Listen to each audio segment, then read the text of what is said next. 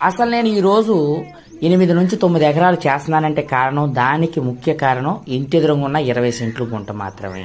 మనం చూడండి, ఎప్పుడు నేను చాలాసార్లు చెప్తూ ఉంటాను, అన్న చిన్నగా మొదలు పెట్టండి అది పెరుగుద్ది. నేను చాలా మందికి చెప్తా ఉంటాను, అన్న మీరు ఒక 20 సెంట్లలోనో ఒక అర ఎకరంలోనో ఎకరంలోనో చేపల చెరువులు మొదలు పెట్టండి.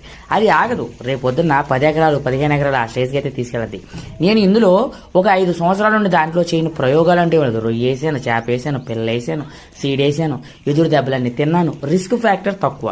అందులో నేను తిన్న దెబ్బలో ఇంత అంతా కాదు, ప్రతిసారి ఒక 10,000 పోయాయి, 5,000 పోయాయి, 20,000 పోయాయి, ఇలా పోతా ఉండే. ఎందుకంటే మనకి రిస్క్ తక్కువ ఉన్నప్పుడు తర్వాత భారీ బడ్జెట్ అయితే మనం పెట్టగలం. ఎందుకంటే అన్ని అవగాహన అయితే రావడం అయితే జరుగుతూ ఉంటుంది. నేను అక్కడ 20 సెంట్లో నాకు ఓనమాలు నేర్చుకున్న చెరువు అనమాట అది.